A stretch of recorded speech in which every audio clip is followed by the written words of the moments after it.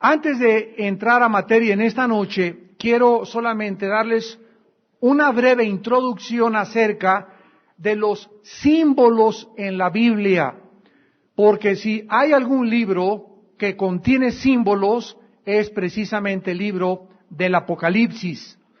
Dios, como el autor de la Biblia, trata en la Biblia, en los 2 primeros capítulos, con la creación. Y del capítulo 3 hasta el Apocalipsis 22, Dios trata con el plan de la redención. Los primeros 2 capítulos del Génesis contienen el registro de la creación física, del mundo natural. Y el resto de la Biblia contiene todo el plan de Dios para la redención humana. Dios usa la Biblia, las cosas naturales, como los peces, las aves, los seres humanos, las semillas, los árboles, etcétera, etcétera. O sea, todas las cosas naturales criadas y las convierte en símbolos. Veamos, por ejemplo, en Romanos capítulo 1, rápidamente, Romanos capítulo 1, versículo 19 al 20, esta verdad.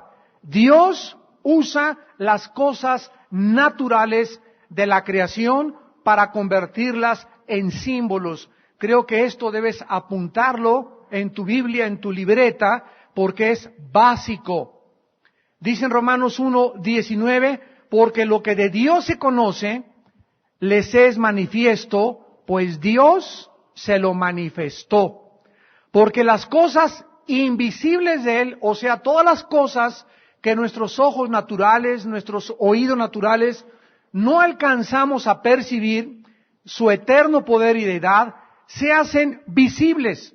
Dice Romanos que Dios convierte lo invisible y lo hace visible. ¿Cómo? A través de la creación. A través de las cosas creadas. Entonces, cuando Cristo bajó al mundo y comenzó a enseñarnos las verdades del mundo que no se ve, que es más real que el se ve, ¿cómo podía Cristo ilustrarnos algo que no hemos visto nunca? Por ejemplo, si yo tengo un ciego enfrente de mí y me dice el ciego, dime cómo es las nubes. Y yo le digo, son como el algodón, lo dejo en las mismas. Porque en su vida ha visto el algodón.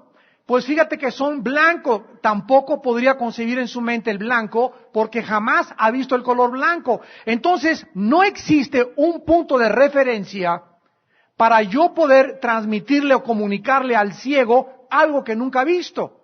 Entonces, para que yo pudiera explicarle algo, él tendría que tener un punto de referencia, pero no lo tiene. Entonces, cuando Cristo baja a la tierra, Él necesitaba un punto de referencia para decirnos, el cielo es así, el reino de mi Padre es así, y para poder ilustrarnos todo aquello que jamás hemos visto, usó los árboles, las semillas, los peces, las monedas, las cosas, los animales, las víboras, los borregos, por ejemplo, para compararnos cómo somos nosotros, ilustró a las ovejas.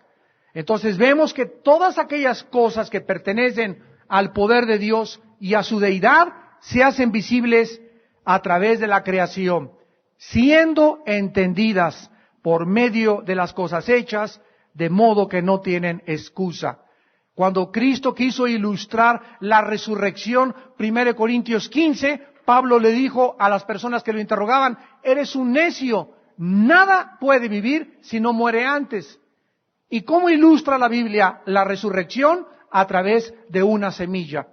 La semilla tiene que caer, tiene que tener el contacto del agua, de la tierra, de la humedad, del viento y del sol, para que pueda romperse, comenzar a descender las raíces y ascender el tallo y dar fruto. Así dijo Cristo en la resurrección de los muertos. Nuestro cuerpo es como una semilla que tiene que morir y ahí nosotros ya deshechos totalmente, Dios levanta y comienza a hacer una nueva creación enteramente diferente. Y el cuerpo de la sandía, el cuerpo de la mazorca, el cuerpo de lo que se entierra, no es igual al cuerpo que es puesto en la tierra. Es un cuerpo totalmente diferente. Así hay cuerpo animal, hay cuerpo espiritual. En fin, esto es lo que se llama el lenguaje de la creación, que se convierte en el lenguaje de la redención. Apúntalo, el lenguaje de la creación, Dios lo transforma, lo convierte en el lenguaje de la redención. Mientras más leemos la Biblia, hermanos en Cristo, más vamos a descubrir que el lenguaje de la creación es el lenguaje de Dios, de las señales y de los símbolos. Entonces, cuando llegamos a la Biblia y encontramos a una mujer ramera, capítulo 12, a una mujer rodeada del sol y de la luna, el capítulo 13, a una bestia, encontramos ¿qué cosa? Símbolos. Esos símbolos tenemos que encontrar su realidad y lo que significan dentro de la misma Biblia. Aquí es en la Biblia donde tenemos que descubrir y encontrar lo que Dios nos quiere decir con una mujer ramera montada sobre una bestia, lo que nos quiere decir con una ciudad como el capítulo 18, lo que nos quiere decir Dios con unos cuernos, con las cabezas, y todos estos símbolos encontramos su significado ¿en dónde?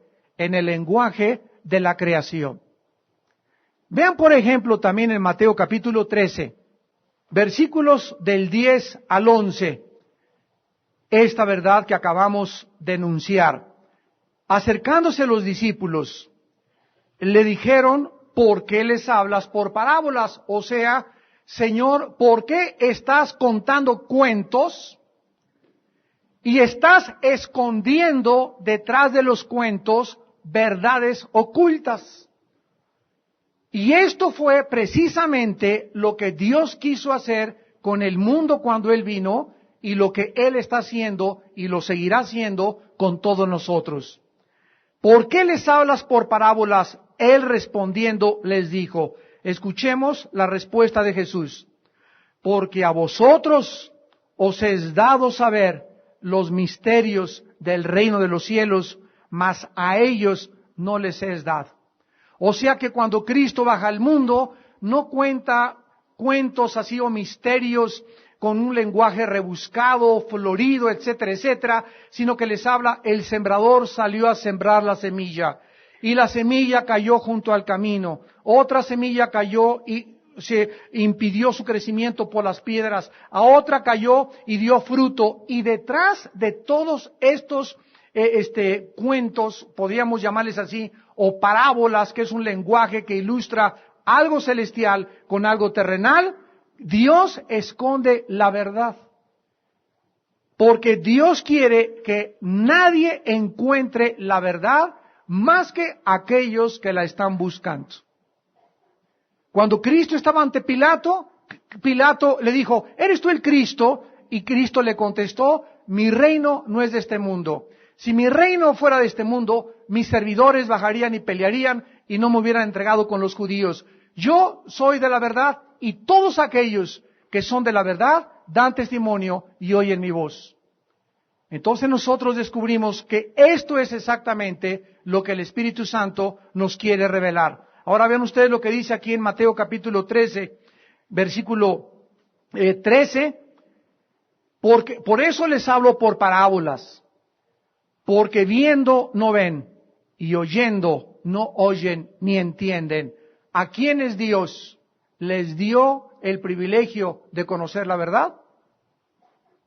¿A quiénes? A nosotros, a los que tenemos al Espíritu Santo. A nosotros Dios nos dio el privilegio de que nosotros conociésemos el misterio de su voluntad. Y las demás personas del mundo vienen a la Biblia y esto no puede ser de Dios. ¿Cómo puede haber tanta sangre? Esto es una contradicción. ¿Y cómo se le llama a David el varón de Dios y adulteró y mató? ¿Y por qué aquí se manda que la pena de muerte? Y el mundo, al venir al mensaje, a la carta de Dios, choca con la Biblia porque no les es dado conocer los misterios del reino de Dios. Si a nosotros, ya teniendo el Espíritu Santo y teniendo la Biblia, nos cuesta poder realmente entender esto, mucho más a ellos. Vean ustedes en 1 Corintios 2, 1 Corintios 2. Primera de Corintios capítulo 2, versículos 6 al 7. Esto es bien importante para entender el Apocalipsis. Primera de Corintios 2, del 6 al 7. Sin embargo, hablamos sabiduría entre los que han alcanzado, ¿qué cosa? O sea que ya siendo cristianos, ya nosotros conociendo y teniendo al Espíritu Santo, tenemos nosotros aún todavía la responsabilidad de madurar. Y si tú eres un cristiano que ya tiene 5 o 6 años y no tienes una relación diaria con Jesucristo, y no tienes una comunión diaria con Dios, y no tienes un corazón de pureza, no vas a poder alcanzar la sabiduría. Hablamos sabiduría entre los que han alcanzado madurez, y sabiduría no de este siglo. O sea, el conocimiento de Dios no es de Sócrates, no es de Demóstenes, no es de Carlos Sagan, no es de Alberto Einstein, no es las conclusiones científicas de determinadas personas, es una sabiduría que en este mundo no se puede alcanzar a través de la mente humana, ni a través de la investigación y mucho menos a través de experimentos científicos. Dice el versículo 7, la sabiduría de Dios en misterio. O sea, está escondida la sabiduría de Dios. Los secretos de Dios están escondidos de la mente natural del ser humano. La sabiduría oculta, la cual Dios predestinó antes de los siglos para nuestra gloria. Versículo 10. Pero Dios nos la reveló a nosotros a través de un PhD, de un doctorado en filosofía, en ciencias y en astrofísica. ¿Eso dice? La sabiduría de Dios nos la revela Dios a través de su Espíritu Santo. O sea, si tú me escuchas y no tienes al Espíritu Santo, nunca, aunque seas muy inteligente, aunque tengas 3 títulos académicos en ciencias políticas, en filosofía y letras y en cualquier área de la disciplina de la ciencia que tú me quieras mencionar, vienes a la Biblia y te vas a estrellar contra la Biblia. Porque es una sabiduría escondida, solamente revelada si tienes al Espíritu Santo morando en tu corazón. Dice, porque el Espíritu todo lo escudriña, aún lo profundo de Dios. Y en el versículo 11 se hace una pregunta o se cuestiona lo que ahorita conocemos como la psicología. Y esto fue escrito 19 siglos antes que Sigmund Freud creyera que el problema humano se encuentra en la psique. ¿Quién de los hombres conoce las cosas del hombre sino el espíritu del hombre que está en él? O sea, si tú quieres conocerte a ti mismo, ¿cómo te vas a conocer a ti mismo si tu espíritu está muerto hacia Dios? Porque la revelación de la Biblia es que nacimos muertos espiritualmente. Entonces, si yo me quiero conocer a mí mismo, soy tan tonto de ir con otra persona que tampoco se conoce a sí mismo, que se llama psicólogo o psicóloga, esperando que él me diga cuáles son mis problemas y la raíz de mis problemas emocionales o de conducta. Entonces, esto es absolutamente ilógico y es la antítesis del problema que la Biblia trata y que le llama pecado. ¿Quién de los hombres sabe las cosas del hombre sino el espíritu del hombre que está en él? Cuando yo recibí a Cristo y tú también, en ese momento mi espíritu nació de nuevo. Y entonces comencé a conocerme, porque el Espíritu de Dios comenzó a operar en mi espíritu para revelarme qué hay en mi vida y en mi mente. Y las noticias no fueron nada agradables. Dios me comenzó a decir que no hay nada bueno en mi corazón. Que mi corazón es perverso y engañoso más que todas las cosas. Que mis justicias y mi opinión y mi perspectiva que yo tenía de Dios me ponen cero totalmente, reprobado. que mi concepto del amor, del sufrimiento y del problema humano, estoy lejísimos de la verdad. Y no es hasta que el Espíritu de Dios, usando la Biblia, me muestra la verdad, que mi espíritu comienza a conocer verdaderamente la clase de ser humano que yo soy, de dónde vengo, mis problemas, cuál es la raíz, que es el pecado y hacia dónde se dirige mi vida. Dice el versículo 11, así tampoco nadie conoció las cosas de Dios sino el Espíritu de Dios. Entonces el ser humano no conoce a Dios, pero el ser humano quiere conocer a Dios. ¿Y qué ha hecho el ser humano? Primero, irse allá a Oaxaca a meterse peyote, viajes de hongos, LSD, dietilamida de ácido lisérgico, marihuana, hongos alucinógenos, ocultismo, series de mediums, comunicarnos con espíritus, la bola de cristal, consultar a Walter Mercado, consultar los horóscopos, irse a los lamas de la India, meterme en un convento, ponerme en meditación en flor de loto.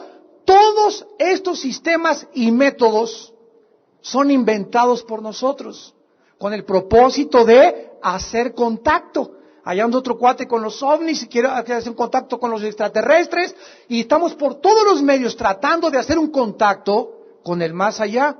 Esto es lo que son las religiones. Pero claramente la Biblia nos dice, ¿verdad?, que nadie puede conocer a Dios más que ¿quién? No me veas a mí, ahí lo dice, el Espíritu de Dios. Entonces, ¿quién quiere conocer a Dios? Yo, Señor. La respuesta del cielo es, mi espíritu necesita entrar a mi espíritu, dice el Señor, a tu espíritu.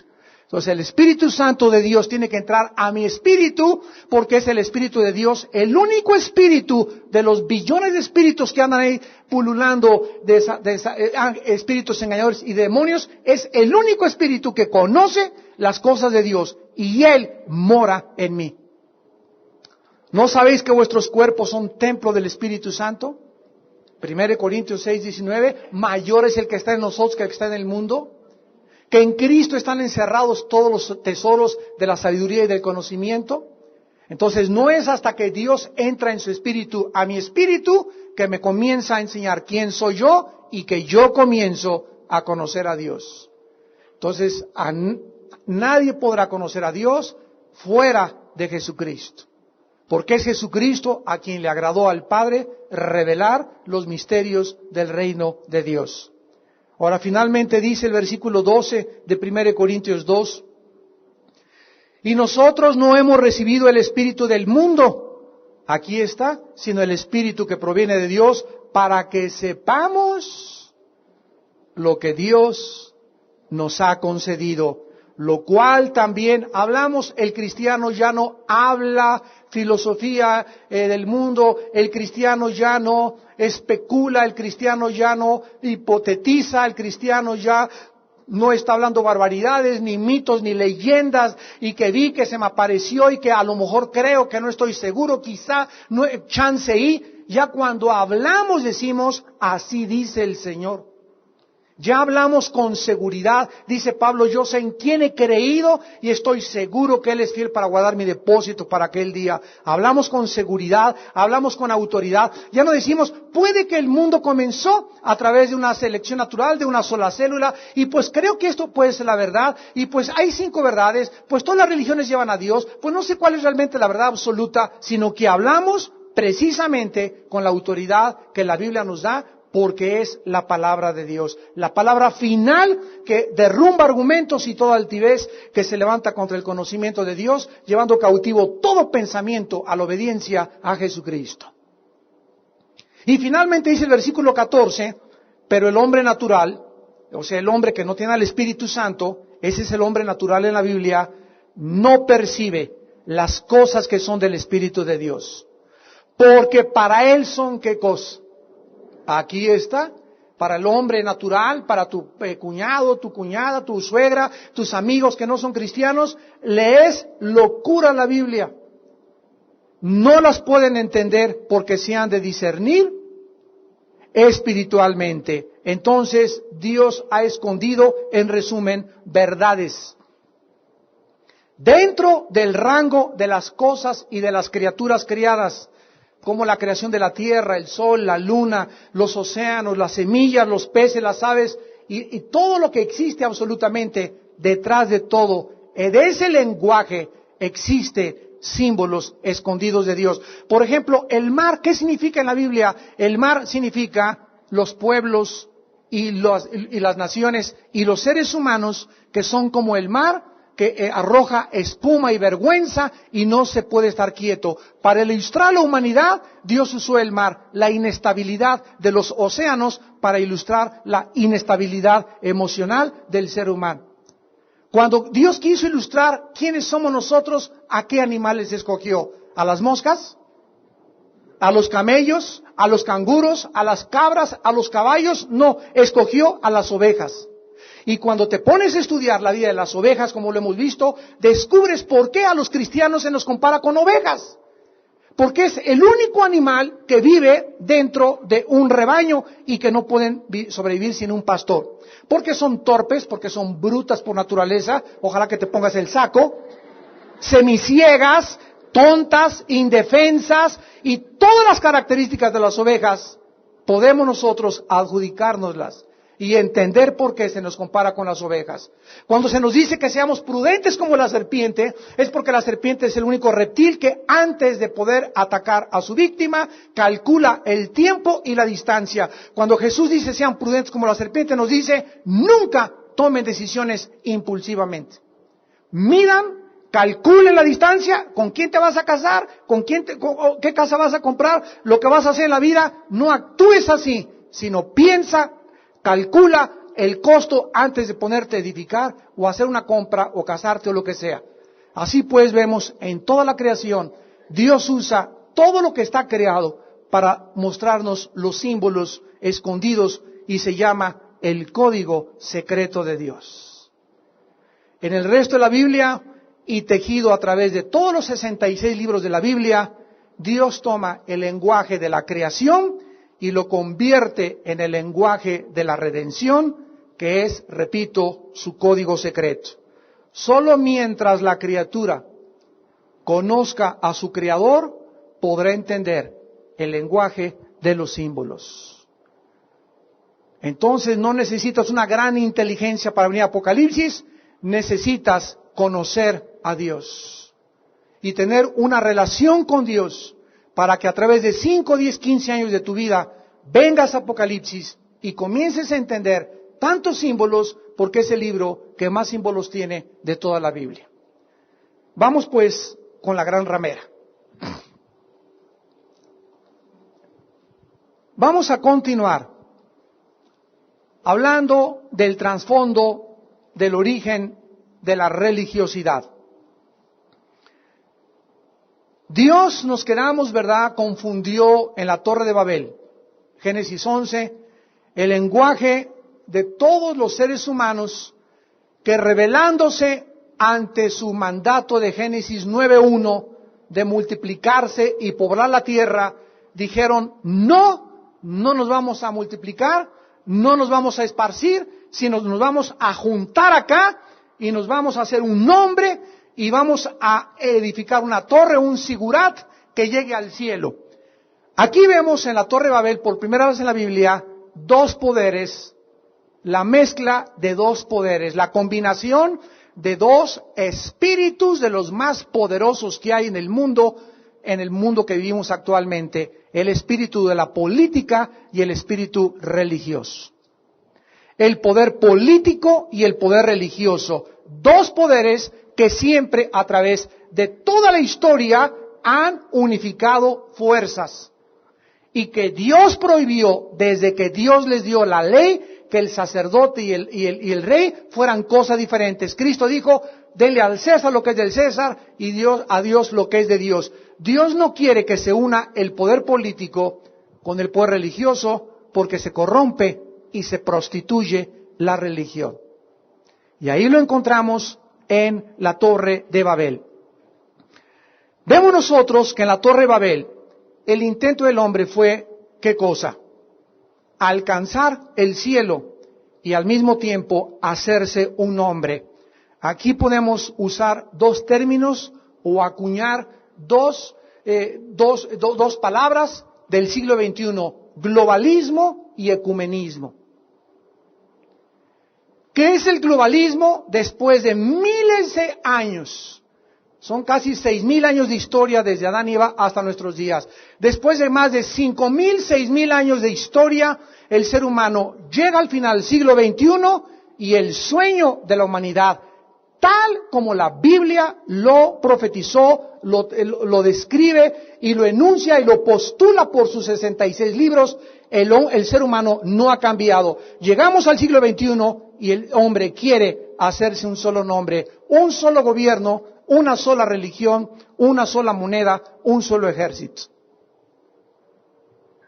Y esto es precisamente lo que forma parte de la agenda de la mayor parte de los países que ahorita actualmente poblan el mundo. Querer tener un solo gobierno, hacer bloques, y estamos llegando rápidamente a tener un solo gobierno mundial que va a tratar de unificar a todas las religiones, porque repito, el poder político, de acuerdo a la Biblia, no puede operar sin el apoyo del poder religioso. Estos sigurats o estas torres de Babel se convirtieron a través de la Biblia y a través de la historia en los altares de la brujería, en los altares del ocultismo y de toda perversión. Y en sus pináculos comenzó lo que se conoce actualmente como la astrología.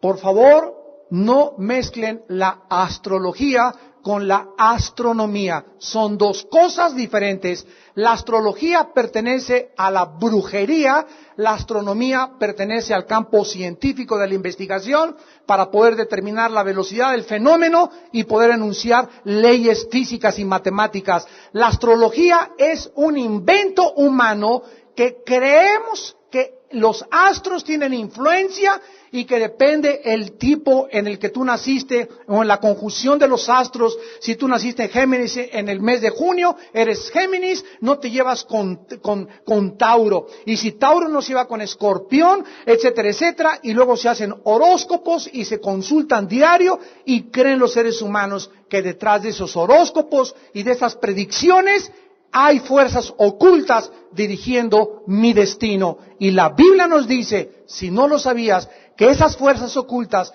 que crees que dirigen tu destino son demonios. Son demonios que te llevan a tu destrucción y a que no seas dirigido por Dios, el Espíritu Santo, sino por fuerzas extrañas, extrasensoriales, como les quieras llamar, que la Biblia condena, como lo vamos a ver a continuación. Vean ustedes en Segunda de Reyes 23, versículos 4 y 5. Entonces mandó el rey al sumo sacerdote Hilcías, a los sacerdotes de segundo orden y a los guardianes de la puerta, que sacasen del templo de Jehová todos los utensilios que habían sido hechos para Baal, para Asera y para todo el ejército de los cielos. En la antigüedad se adoraba a Baal, que era el dios varón, a Asera, que era la diosa, ¿verdad?, género femenino, y además se adoraba al ejército de los cielos. Qué interesante. Y los quemó fuera de Jerusalén en el campo del Cedrón, e hizo llevar las cenizas de ellos a Betel, y quitó a los sacerdotes idólatras que habían puesto los reyes de Judá para que quemasen incienso en los lugares altos de las ciudades de Judá y en los alrededores de Jerusalén, y asimismo a los que quemaban incienso a Baal, al sol y a la luna, y a los signos del zodíaco, y a los signos del zodíaco, y a todo el ejército de los cielos. Vemos claramente, ¿verdad?, que comenzó la astrología con la adoración de los cuerpos celestes, creyendo que tenían poderes místicos para controlar los destinos del ser humano. Esto se llama en la Biblia paganismo puro. La religión mundial que continúa hasta nuestros días y que no solo la practican, como creemos los indígenas, los incultos, que adoran los espíritus de la naturaleza, sino que también ha florecido entre profesores universitarios que le atribuyen a inteligencias similares a las fuerzas de la naturaleza. Es interesante que cuando en 1605 todos los europeos que huyeron de la persecución de Roma, porque se inició la reforma en 1515 hasta el 25 con Martín Lutero para protestar contra el Vaticano, huyeron y llegaron a Rhode Island, en el estado de Virginia, en Estados Unidos, en 1605, y se les llamó los pioneros. O sea que en 1605 llegaron a Estados Unidos, lo que se conoce ahorita como Estados Unidos de Norteamérica. Al llegar a Estados Unidos, los pioneros a este continente, ¿verdad? A esta tierra, encontraron a los indios cherokees, sioux, apaches, etcétera, etcétera, y todos estos habitantes que estaban en esta tierra, todos adoraban espíritus. Todos eran espiritistas.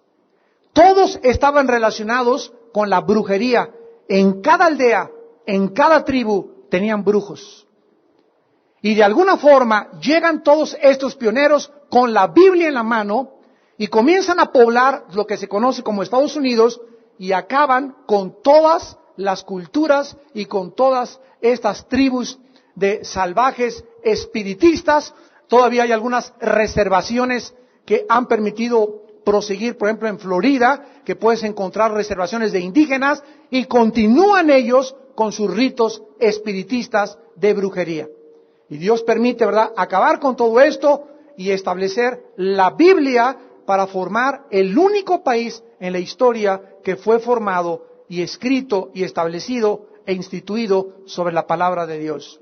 Los Estados Unidos de Norteamérica, que ahorita, ¿verdad?, abandonaron totalmente ya la palabra de Dios.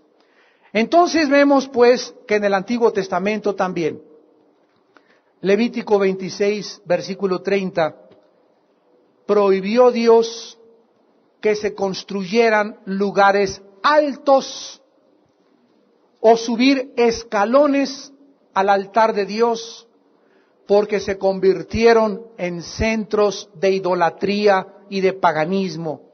Dice en Levítico 26, versículo 30, destruiré vuestros lugares altos y derribaré vuestras imágenes y pondré vuestros cuerpos muertos sobre los cuerpos muertos de vuestros ídolos y mi alma os abominará.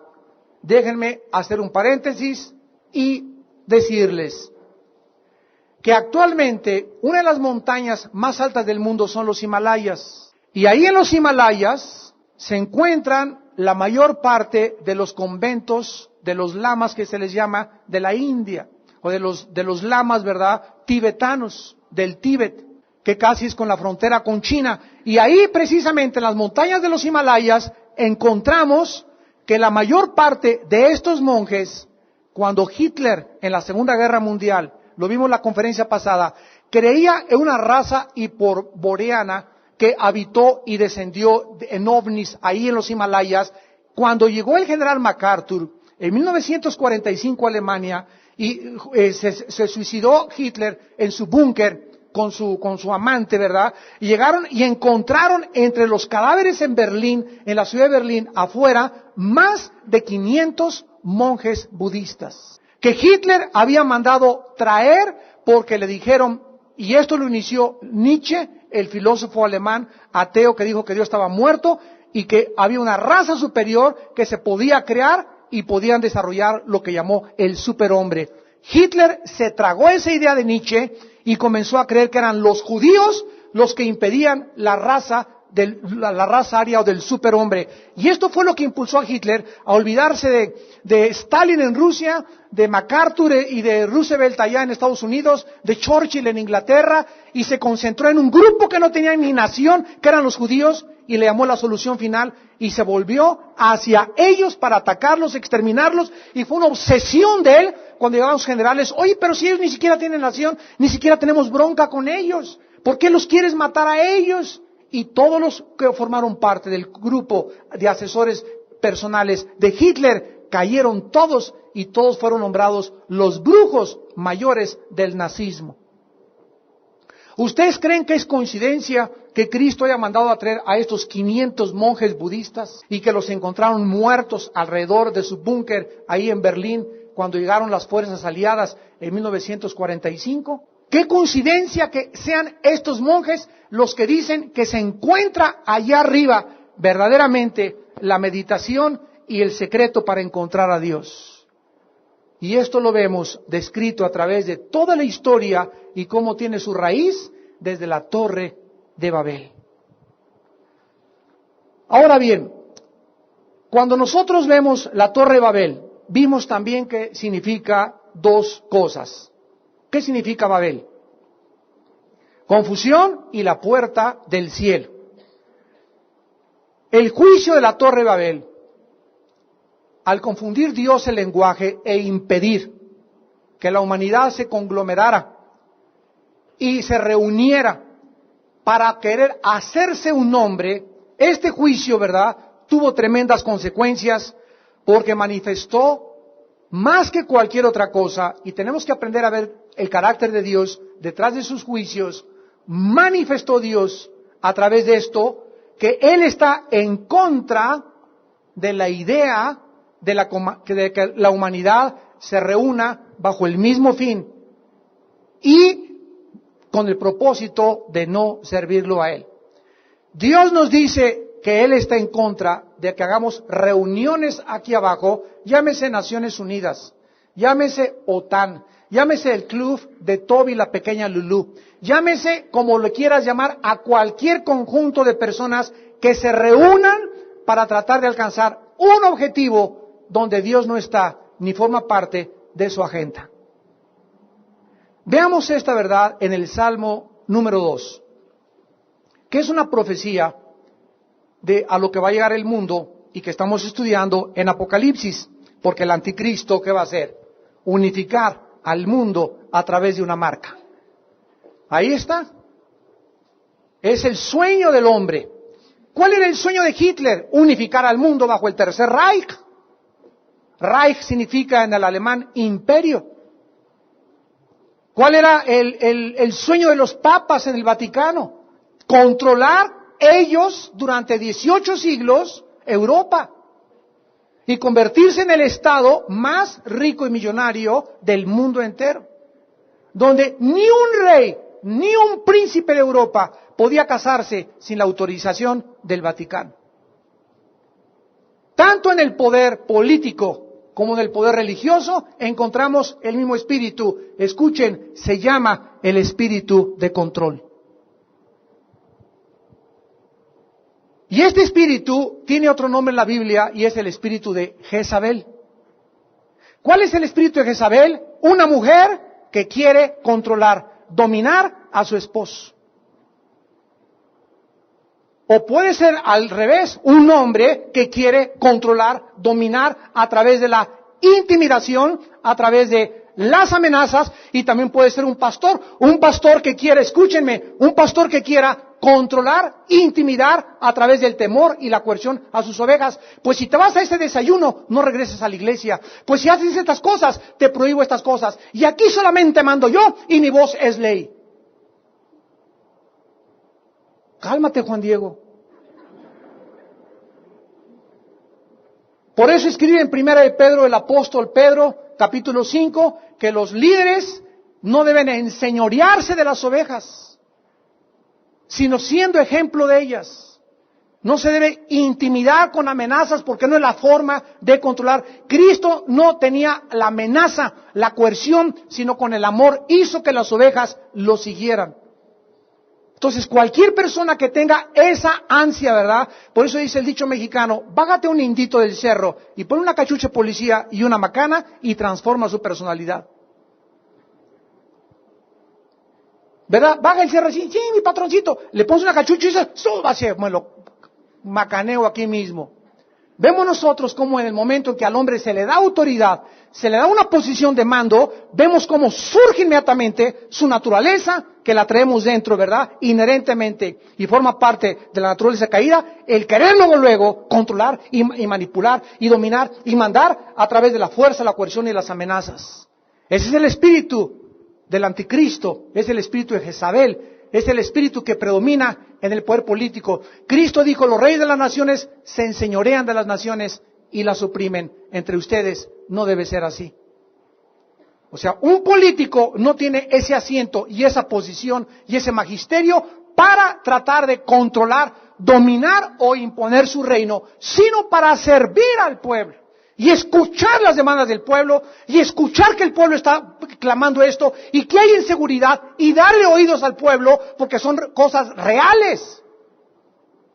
Y si un político no escucha al pueblo y no se da cuenta que no es otro partido político el que lo está atacando, sino que es el pueblo realmente de todos los partidos, entonces caen en la soberbia.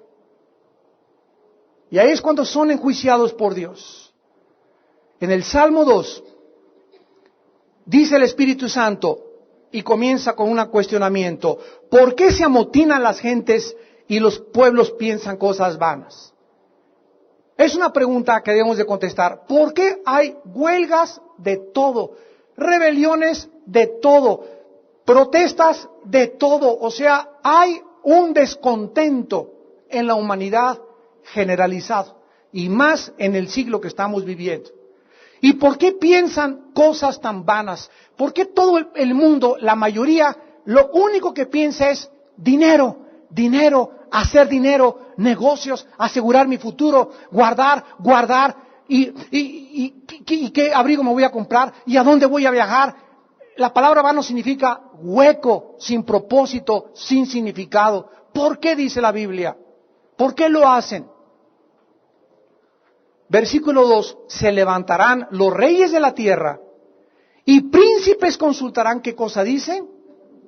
Unidos contra Jehová y contra su ungido, diciendo, rompamos sus ligaduras y echemos de nosotros sus cuerdas. Cuando en 1947, por primera vez, se estableció lo que ya era la Liga de Naciones y se convirtió en la Organización de las Naciones Unidas, se juntaron con el propósito de evitar que hubiera otra tercera guerra mundial. Ese fue el principal punto de su agenda y la motivación real de las Naciones Unidas: impedir guerras en el mundo a través de tratados diplomáticos, a través del diálogo, a través de conferencias. De la Segunda Guerra Mundial a nuestros días ha habido más de 385 revoluciones y golpes de Estado. Independientemente de todas las guerras que continúan actualmente en el mundo, que son más, el 70% de los conflictos actualmente son de guerras y revoluciones y golpes de Estado. O sea que dice la Biblia que los seres humanos creen que podemos reunirnos como jefes de Estado y entre nosotros encontrar la solución para que haya paz en el mundo. Y lo único que vemos es que la Organización de las Naciones Unidas, por más loable y por más altruista que sean sus agendas, han hecho el ridículo, porque no han podido establecer ni impedir la paz en el mundo. Y como dijo don Teofilito, ni lo harán. Porque los problemas humanos, de acuerdo a la Biblia, van más allá de nuestra capacidad para resolverlos. El ser humano, ¿quién es? No somos dioses. Necesitamos a Dios para que Él nos guíe, para que Él nos dé sabiduría, para que con la Biblia podamos nosotros aprender a gobernar mi casa, a gobernar mi taller, a gobernar en mi bufete, en mi consultorio, en el hospital, como jefe de Estado, como gobernante, como presidente, como jefe de la policía. Necesitamos a Dios. No somos dioses. Esa es la soberbia del ser humano, la que la ha llevado a decir, rompamos las cuerdas, no necesitamos a Dios. Y están blasfemando contra Dios y contra su Hijo Jesucristo. Porque sin separados de Él, dice la Biblia, nunca nada podremos hacer. Vamos a terminar, pues, resumiendo que en un estilo simbólico, en el Apocalipsis, se retrata la acción de los seres humanos en 3 esferas de dominio. En el capítulo 13 de Apocalipsis, vemos la bestia y su reino que representan al mundo político. Repito, es uno entre 500 estadistas que llegan a la presidencia, a un gobierno, para beneficiar al pueblo. El ser humano, al llegar al poder, al ascender a la cima, al llegar al éxito, al triunfar en la vida, se enferma, se descompone, porque no fuimos creados de acuerdo a la Biblia para llegar a la cumbre, al éxito, a triunfar en cualquier área de tu vida sin Dios. Porque al llegar ahí arriba, las alturas marean y hasta de su mamá se olvidan. Ahí arriba algo le pasa al ser humano. Veamos simplemente a los césares romanos, que llegaron inclusive a creer, pues Hitler pensaba lo mismo, llegan a creer que son dioses y se mandaron a adorar como dioses.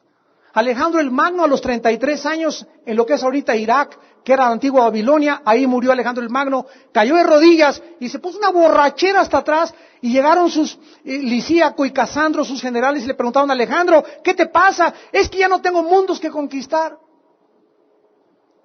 Si la burbuja de jabón se desaparece, si desaparece el dinero que es lo que buscabas, si desaparece el sexo que nunca te sacia y te das cuenta que estás vacío, el ser humano se encuentra que no hay nada que pueda satisfacer el hambre y la sed de Dios. Porque fuimos creados para la eternidad y solo en Dios se encontrará nuestra alma la paz. El poder político lo vemos manifestado y resumido en el anticristo y su futuro reino. En segundo lugar, Babilonia la prostituta, que estamos estudiando, representa el mundo religioso. El mundo religioso, que es el mundo más hipócrita que existe, el más falso que existe, la apariencia más vana y hueca que existe, donde el ser humano se esconde detrás de una religión, detrás de una apariencia, y por dentro, como dijo Jesús, son sepulcros blanqueados para cubrir y esconder su vergüenza y su culpa detrás de un sistema que nunca podrá lograr hacer nada, ni hará nunca nada por el ser humano. La religión es verdaderamente algo que fue lo que puso a Cristo en la cruz del Calvario. Fueron los religiosos los que crucificaron a Cristo. Y la religión es lo que ha hecho. Musulmanes con suicidas, los religiosos matando en el nombre de Dios en la Inquisición durante 500 años a los cristianos, matando a los judíos allá, sacándolos de Jerusalén a los moros en las cruzadas. Y si vemos toda la historia, hay gente que dice, esto es lo que hace la religión. Esto fue lo que hizo Stalin, José Stalin. José Stalin, ¿tú sabes que estuvo en un seminario? José Stalin estuvo en un seminario y quería ser pastor. Y se metió a un seminario y jamás pudo conocer a Dios. Y se decepcionó tanto de la religión, porque no conoció a Jesús, se decepcionó de la religión como Hitler también. Hitler de chico conoció la Biblia, Freud conoció la Biblia, y muchos hombres que se volvieron enemigos de la cruz, se volvieron enemigos de la cruz porque jamás conocieron la verdad, conocieron la religión, y la religión siempre te frustra. Porque ves hipocresía detrás de la religión, ves algo que no es verdad, como dijo Cristo en Mateo 23, a los fariseos, oigan lo que dicen, pero nunca hagan lo que hacen. Porque es una contradicción entre la vida que llevan y entre lo que están predicando. Eso es la religión, el cristianismo es Jesús.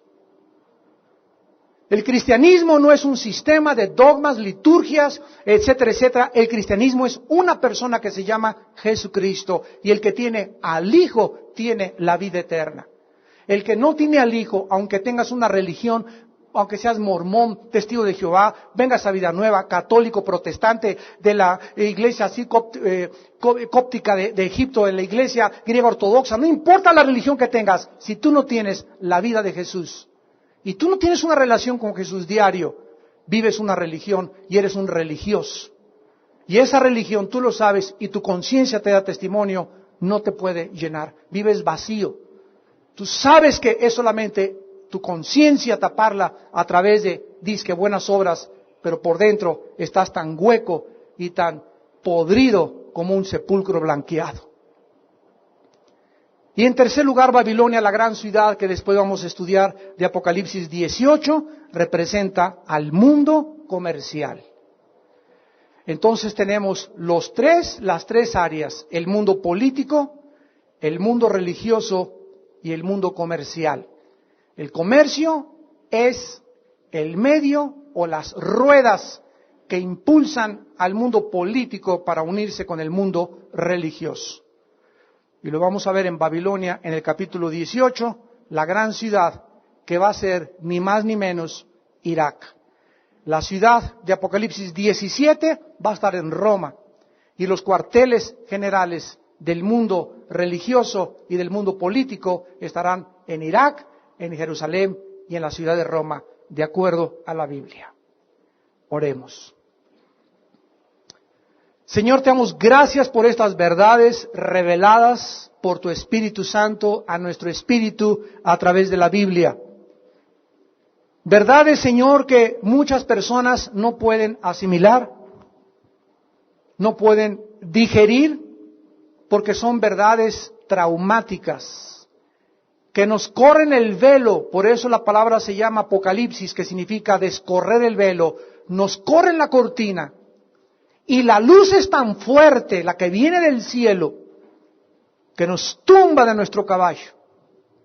La luz de Dios es tan fuerte que deshace nuestros argumentos, nuestras proposiciones filosóficas, y nos confronta por primera vez con lo que es la verdad.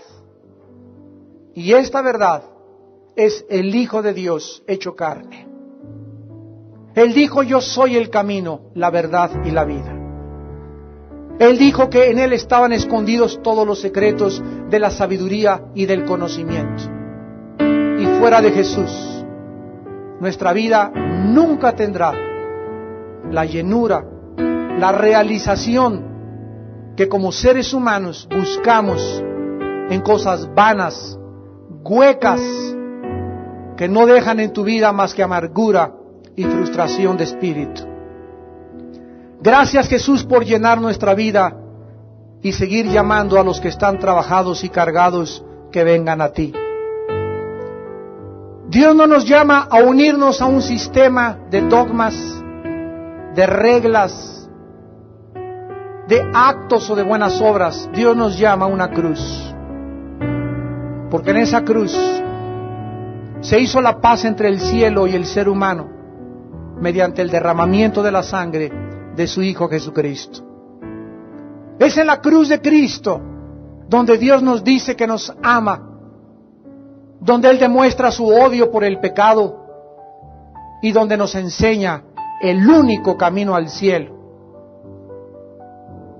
En esta tarde hay muchos de ustedes, también los que nos ven por la televisión, que necesitan encontrarse con una persona.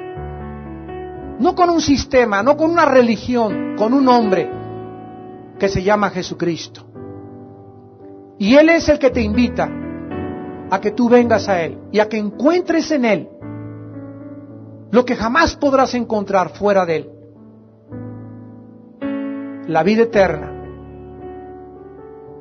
en los grandes misterios del universo y las respuestas que estás buscando en tu corazón.